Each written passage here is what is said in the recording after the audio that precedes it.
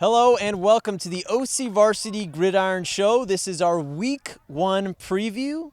To my left is Dan Albano, and to the right is the newly minted Santa Ana Hall of Famer. We want to send congratulations to you, Steve. What an honor. Yeah, it is. It's a wonderful day to represent my town and my high school Saddleback. Great stuff. Congratulations. OCVarsity. Yes, and OCVarsity too. Yes, correct. Thank you. We love our plugs.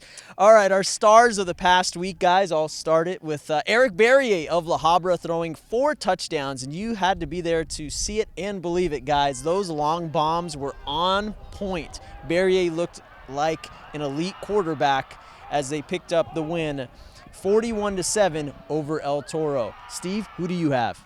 Well, Devin Monster, we're over here at Tesoro right behind us and watching Devin Monster. Or Devon. Oh my gosh, yeah. Devin Monster, Devon, whatever you want to say. But either way, however you say it, it was quite a performance.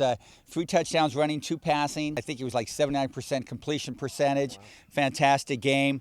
And a huge win over Edison that really, shakes things up in terms of the county landscape. But Devin Monster, maybe the early leader for Offensive Player of the Year in Orange County, We will see. It is early in the season, but he's looking great. Dan, you always go with a defensive guy. Who was it this week? Yeah, defense wins championships. Yeah. I'm a big defensive guy. I got Chris Vegas, the defensive end from Tesoro, right behind us here, number 96. He was tremendous at defensive end in that victory against Edison. He had 5 sacks, and he had 5 of the 10 sacks, and that was a big reason why Tesoro won that game. They put a lot of pressure on Grant Lowry and kept that Edison passing attack pretty quiet. Speaking of Tesoro, they are in our game of the week as the Titans travel to Santa Ana to play Mater Dei. That's number 1 Mater Dei, guys, and they looked good in a victory over Bishop Amat. Dan, you were there. The running back, specifically LaMarche, had quite the coming out game with 3 touchdowns. But Tesoro has to go into Mater Dei. A size difference indeed, Dan. Brandon LaMarche was outstanding, the running back.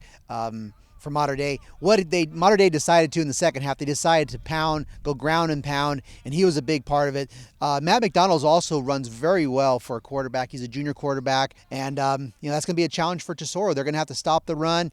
Mater Dei also, interestingly, they didn't have Osiris St. Brown in that game. He had out with an injury. So with Matt McDonald more comfortable, Osiris back, maybe that we'll see more balance from the Monarchs. Here's a factoid, Steve. Yeah. Mater Dei beat Tesoro in the second round of the Pac-5 playoffs in 2010. That was a shutout victory for Mater Dei.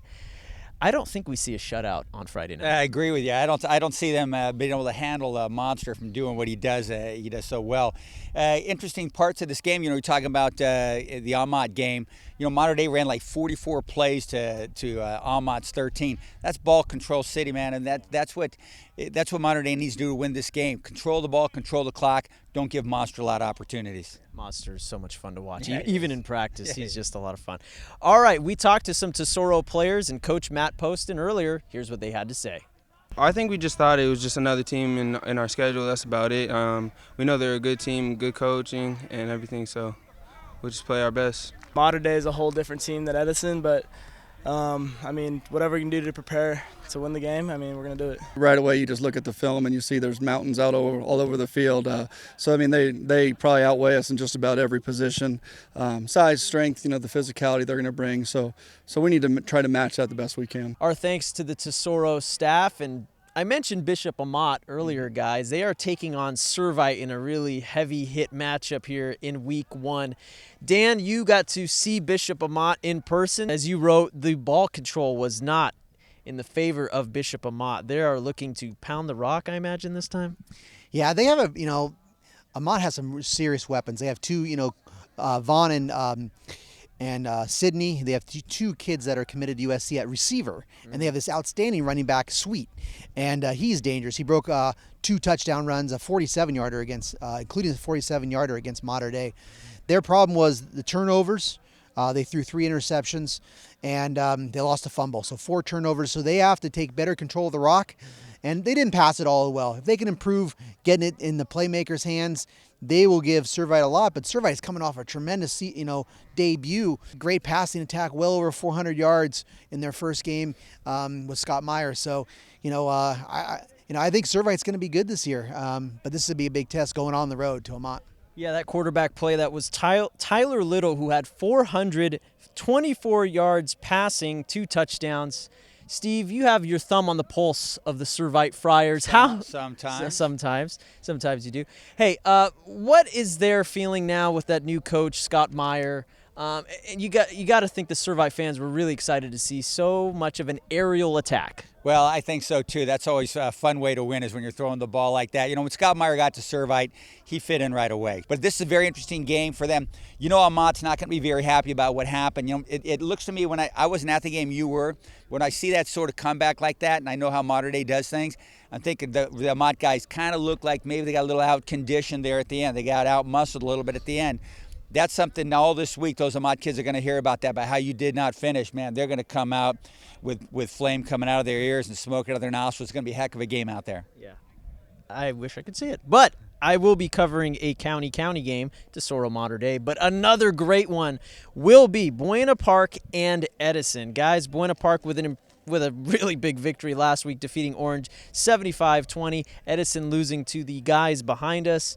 Dan, what do you think? Yeah, this is an interesting game. Edison's a very proud program. They got beat down on this field pretty handily. I got to see that, you know, Edison is really going to improve. I read an interesting quote, actually, and I think it's a telling quote. It was actually from Bob Johnson. He was talking about the Diablos after their victory Saturday at Liberty at Bakersfield. He said how teams really improve. The most improvement you see from a team is game 1 to game 2. You know, maybe old coach speak, but I could see Edison improving a lot from game 1 against Devon Monster, one of the top players around, and then, you know, facing a pretty similar guy, a dual threat quarterback in Zach Taylor, who's coming off 5 touchdown passes. Yeah. And this is a big one for Buena Park, who's on the rise, you know, trying to, you know, knock down get into the top 10.